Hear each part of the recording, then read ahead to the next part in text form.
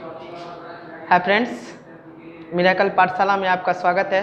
Exercise 4.1 का आज हम लोग ये दूसरा नंबर सवाल करने जा रहे हैं। देखिए सवाल लिखा हुआ है दूसरा नंबर में, represent the following situations in the form of quadratic equations. यानी कि आप लोगों को ये कहना चाह रहा है सवाल कि आपको सिर्फ इस सिचुएशंस को क्वाड्रेटिक इक्वेशंस के रूप में बदलना है, ना कि आपको पूरा सॉल्व करना है। यानी कि ये जो सवाल दिया गया है आपको सिर्फ और सिर्फ इक्वेशन के फॉर्मेट में लिखना है, बस और कुछ नहीं करना है। तो चलिए इन सवालों को हम करने के लिए सीखते हैं। लिखा है, एक बार पढ़ देते हैं आप लोगों के सामने। The area of a rectangular plot is 528 metre square. The length of the plot in meter is 1 more than twice its breadth. We need to find the length and breadth of the plot. यानी कि कह क्या रहा है, देखिए कह रहा है पहले सवाल को अगर समझ जाइएगा तो बनाना बहुत आसान है। अगर सवाल को नहीं समझिएगा तो ये वर्ड प्रॉब्लम वाला थोड़ा बच्चों को मुश्किल लगता है। ये है बहुत आसान, क्योंकि आप समझ जाइएगा तो ये आसान लग जाएगा आप लोग को। कह रहा है the area of a rectangular plot is 528 metre square. यानी कि एक रेक्टेंगुलर प्लॉट है। आप सबसे पहले एक फिगर बना लेते हैं हम लोग, ABCD। ये एक रेक्टेंगुलर प्लॉट है। एरिया का कॉन्सेप्ट इसके अंदर वाले हिस्से से है, तो इसका एरिया कितना दिया है 528 मीटर स्क्वायर। मतलब इसके अंदर का जो क्षेत्र है इसके बारे में कह रहा है कि ये 528 मीटर स्क्वायर दिया हुआ है। ठीक है, अब देखिए यहाँ से ये तो दिया हुआ था, ये हम लोग लिख चुके हैं। अब देखिए और क्या दिया, मेन सवाल यहाँ से स्टार्ट हो रहा है। The length of the plot. ये जो प्लॉट है रेक्टेंगुलर प्लॉट, इसका लेंथ ये हो जाएगा और ब्रेथ ये हो जाएगा। तो इसके बारे में कह रहा है the length of the plot, length of the plot 1 more than.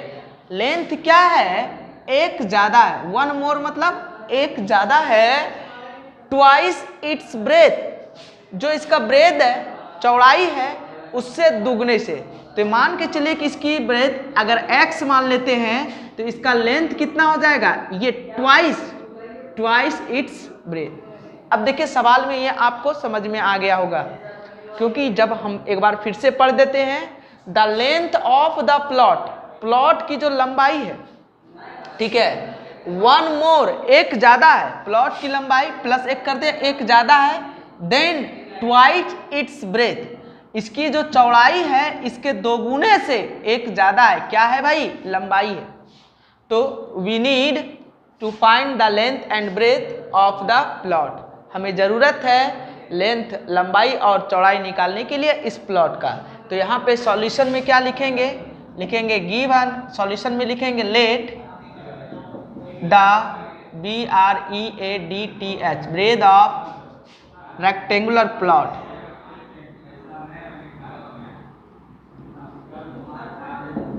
x metre.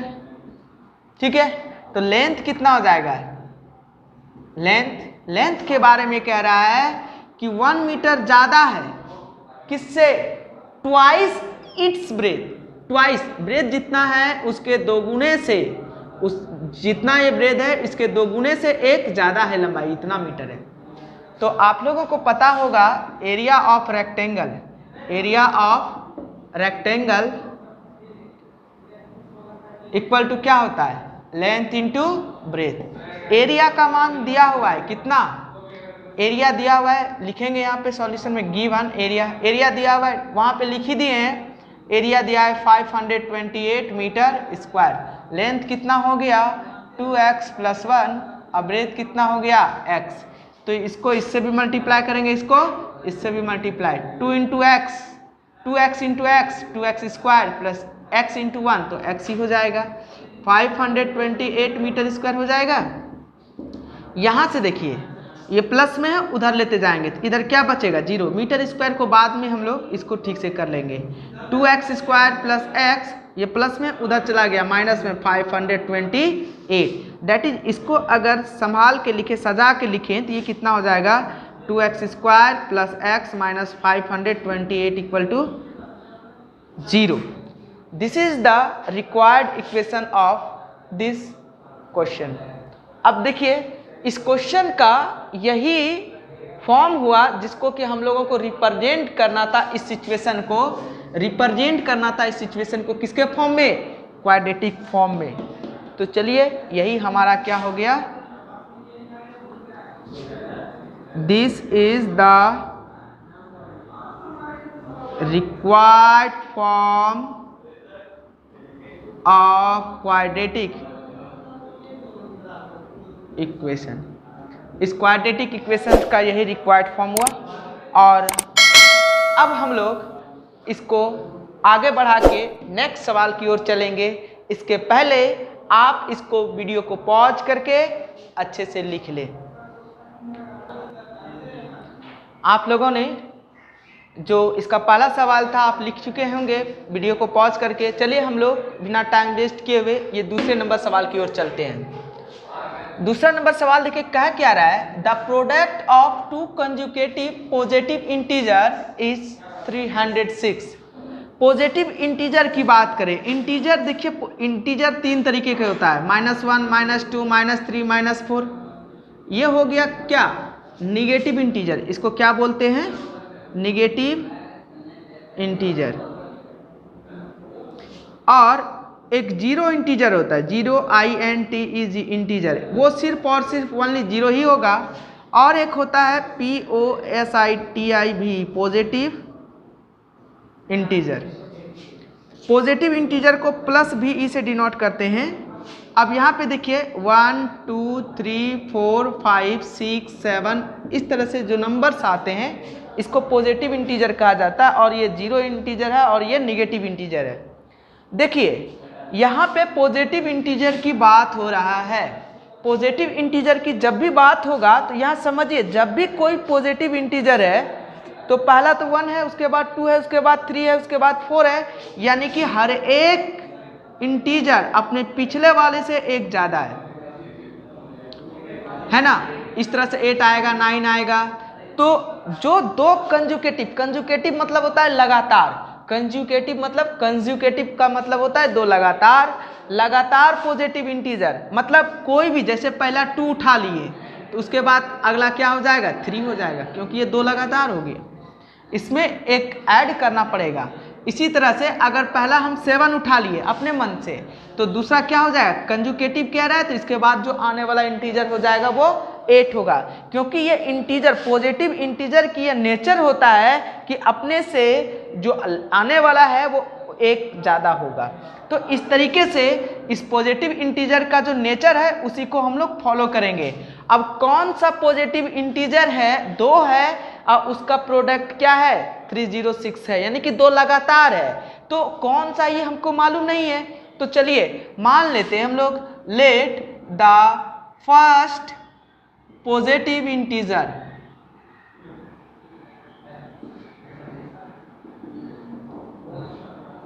Late the first positive integer be x। क्या मान लिया भाई, x होगा।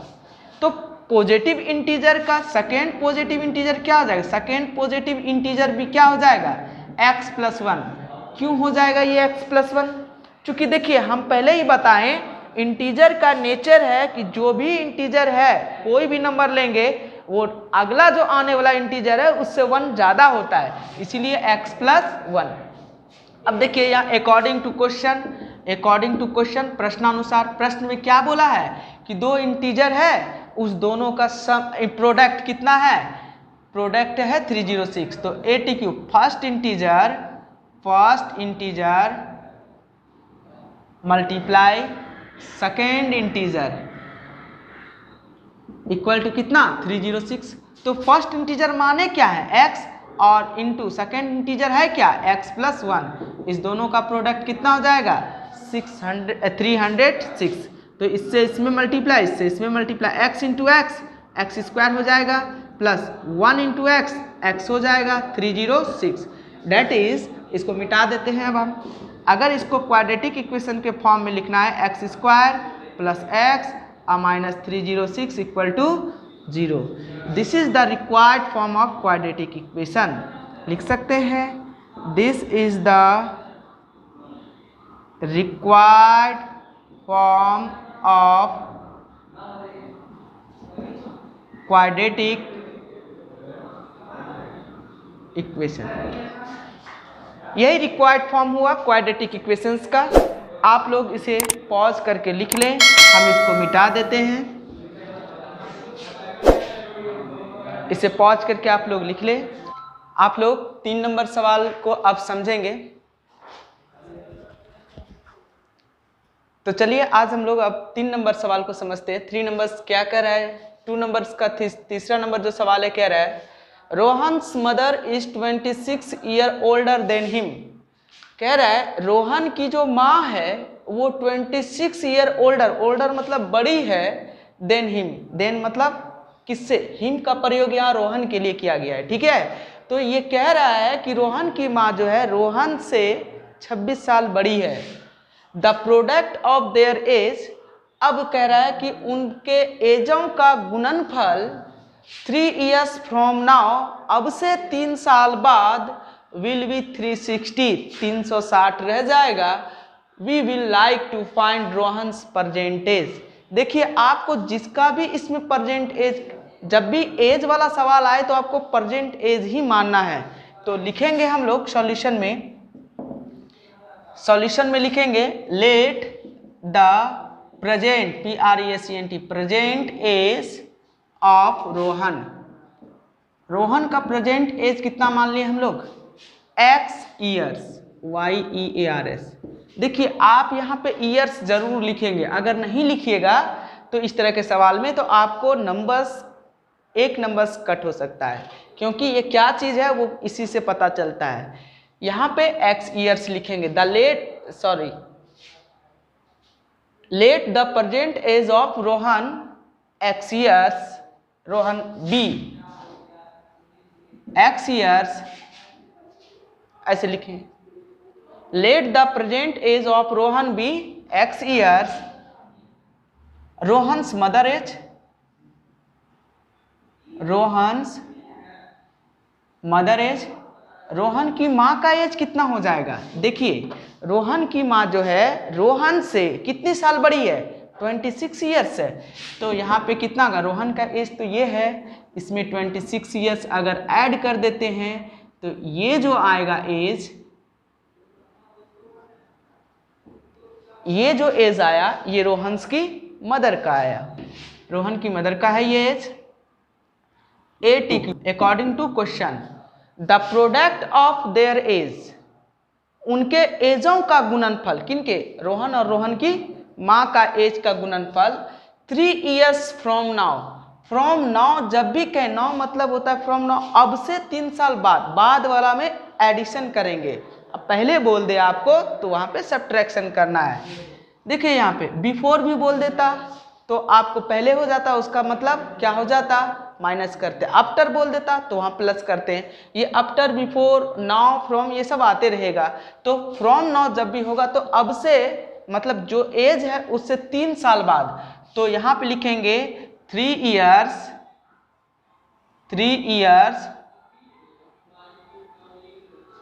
years from now both as.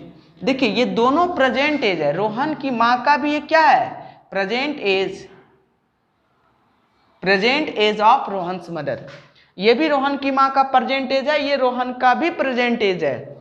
3 साल बाद देखिए जब भी होगा तो दोनों के एज में बढ़ेगा, क्योंकि देखिए अगर हम मान लेते हैं मेरा उम्र अभी 20 ईयर्स है तो 3 साल बाद मेरा कितना हो जाएगा, 23 हो जाएगा। इसी तरह आप अपना उम्र देखिए, अगर आपका 15 है या 14 है तो आपका कितना 3 साल के बाद हो जाएगा, 14 और 3 17 हो जाएगा, या 12 + 3 15 हो जाएगा। तो आप भी बढ़े हम भी बढ़े, वही चीज़ है यहाँ पे कि 3 साल बाद यहाँ पे दोनों का एज बढ़ेगा, मेरा भी बढ़ेगा, रोहन का, मतलब प्राकृतिक में जितने सारे बस चीज़ हैं, जंतु हैं, सारे का 3 साल एज उसमें बढ़ जाएगा। क्यों, क्योंकि अभी जो फ्यूचर का आने वाला ये 3 years है, तो ये कितना हो जाएगा x + 3 हो जाएगा। ये रोहन के एज में भी 3 साल ऐड कर दिए और उनकी जो मम्मी है x + 26 इसमें भी 3 साल ऐड हो जाएगा, क्योंकि रोहन बढ़ेगा तो मम्मी भी बढ़ी, या मम्मी बढ़ेगी तो रोहन भी। तो घर में मम्मी है तो उनका भी 3 साल बढ़ जाएगा। तो ये कितना हो जाएगा x + 3 और ये कितना हो जाएगा x + 29। अब देखिए दोनों का एज का प्रोडक्ट मतलब मल्टीप्लाई कितना है, यहाँ पे दिया हुआ है 3 years from now will be 360, 360 हो जाएगा तो 360 लिखेंगे यहाँ पे। तो ये कितना हो जाएगा देखिए, ये इससे इसमें मल्टीप्लाई, इससे इसमें multiply, x into x x² plus 20 into x 29 into x 29x plus 3 into x 3x और ये 3 इंटू 29। तो इसको मल्टीप्लाई करिए, 9 3 जा 27 का 2 कैरी रहा यहाँ पे, 3 2 जा 6 2 8, यानी कि 29 3 जा 87 हो जाएगा। ये प्लस में है, इधर माइनस में 360 करेंगे तो क्या हो जाएगा अपना 0 हो जाएगा। अब यहाँ पे देखिए x² plus 29x plus 3x, तो ऐड करेंगे 29 3 तो 32x हो जाएगा। अब देखिए प्लस माइनस तो माइनस हो जाएगा, 10 में से 7 गया 3 बचेगा, यहाँ बचा 5, एक कैरी दीजिए 15 में से 8 गया कितना बचा 7 बचेगा, यहाँ 2 बचेगा 273। अब देखिए ये जो फॉर्म आया ये हम लोगों को इसी क्वाड्रेटिक इक्वेशन के फॉर्म में इस सिचुएशन को रिप्रेजेंट करना था और ये रिप्रेजेंट हो गया। तो इस तरीके से कह सकते हैं हम लोग कि ये जो फॉर्म है ये किसका है, क्वाड्रेटिक इक्वेशंस का। ये जो सिचुएशन है इस सिचुएशन को हम लोग क्वाड्रेटिक इक्वेशन के फॉर्म में जनरेट कर दिए। तो लिखेंगे this is the required form of quadratic equation. तो यही हो गया। चलिए पॉज करके आप लोग इसे लिख लीजिए। आप लोग वो तीसरा नंबर सवाल लिख चुके होंगे, ये चौथा नंबर सवाल हम लोग करने जा रहे हैं। आप इसे देखें, हम पढ़ देते हैं पहले सवाल को, क्या कह रहा है सवाल, इसको समझने का कोशिश करेंगे। A train travels at a distance of 480 kilometre at a uniform speed। कह रहा है कि एक ट्रेन जो है वो यात्रा करती है 480 किलोमीटर की दूरी यूनिफॉर्म स्पीड में, मतलब एक समान चाल में चलती रहती है, ना तो उसका स्पीड कहीं बढ़ा और ना ही कहीं घटा, जिस रफ्तार में वो जा रहा था उसी रफ्तार में। तो इसको यूनिफॉर्म स्पीड कहते हैं। If the speed had been 8 kilometre hour less, यदि स्पीड उसका 8 किलोमीटर प्रति घंटा कम हो जाए, मतलब 1 घंटे में 8 किलोमीटर कम दूरी चलता है पहले की अपेक्षा, then it would have taken 3 hour more, तो यह जो है ट्रेन 3 घंटा ज़्यादा समय लेगा to cover the same distance, उसी दूरी को तय करने में। यानी कि अगर हम यहाँ पे we need to find the speed of the train, हमें ज़रूरत होगी किसकी, इसमें स्पीड निकालने का ट्रेन का, ठीक है। तो इस सवाल को हम लोग अभी पढ़ें और इसके माध्यम से समझे तो ये क्या कहना चाह रहा था। ये देखिए कि एक ट्रेन है वो एक 480 किलोमीटर की यात्रा तय कर रही है यूनिफॉर्म स्पीड में, ठीक है। अगर वह 8 किलोमीटर प्रति घंटा की रफ्तार कम कर दे, उसका स्पीड कम हो जाए, तो पहले जिस टाइम पे पहुंचता था उस टाइम से वो 3 घंटा लेट से पहुंचेगी, क्योंकि वहाँ पे देखिए स्पीड कम हो गया तो जाहिर सी बात है ट्रेन तो लेट पहुंचेगी। तो कह रहा है कि इस दरमियान में उसका स्पीड निकालना है, मतलब ट्रेन का स्पीड निकालना है। तो क्या मानेंगे, लेट स्पीड ही तो फाइंड करना है, find the speed of the train. तो लेट द यूनिफॉर्म की बात है तो पहले यूनिफॉर्म ही मान लेते हैं, जिस रफ्तार से वो पहले चल रही थी। Let the uniform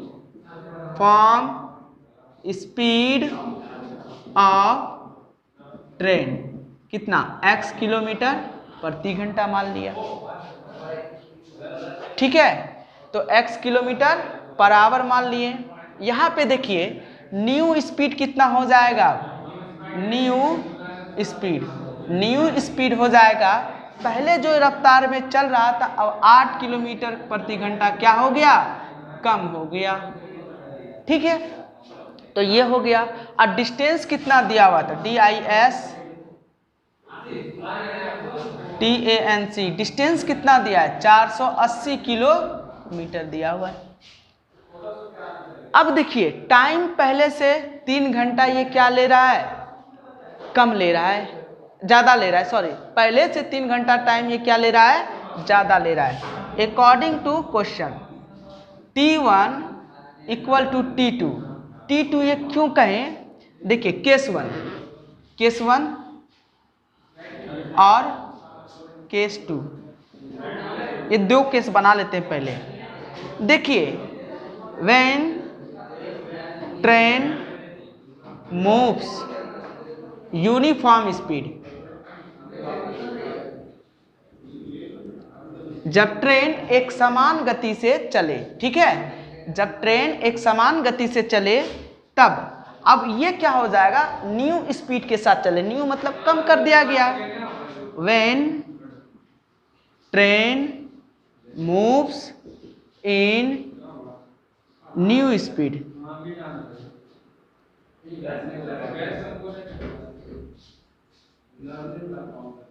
new speed, 2 तरीका है। देखिए डिस्टेंस तो दोनों के लिए सेम है, कितना, 480 किलोमीटर। और स्पीड कितना है इसका, जो पहले चल रहा था x किलोमीटर पर आवर, इसमें भी डिस्टेंस तो वही है 480 किलोमीटर पर आवर, और सॉरी 480 किलोमीटर है, और न्यू स्पीड कितना हो जाएगा, ये जो इसका स्पीड है, न्यू स्पीड ये है x - 8 किलोमीटर पर आवर। तो इसके द्वारा क्या टाइम लगेगा, इसके द्वारा क्या टाइम लगेगा, ये निकाल लेते हैं। इसका टाइम T1 बराबर क्या होगा, D/S, टाइम बराबर क्या फार्मूला था, डिस्टेंस अपॉन स्पीड। तो डिस्टेंस क्या है 480 और स्पीड क्या है x, T1 निकल गया। इसका आप T2 निकाल लेते, क्या दूसरे वाले केस में निकाल रहे इसलिए T2 बराबर क्या होगा, D/S, D ये क्या हो जाएगा यहाँ पे 480 हो जाएगा, और S क्या हो जाएगा, स्पीड नया है x - 8 किलोमीटर। अब देखिए हम क्या कर रहे हैं यहाँ पे, सवाल को यही बात यहाँ पे समझना है। जैसे T1 इक्वल टू T2 कर दिए, क्या ये कभी संभव है, क्यों नहीं संभव है।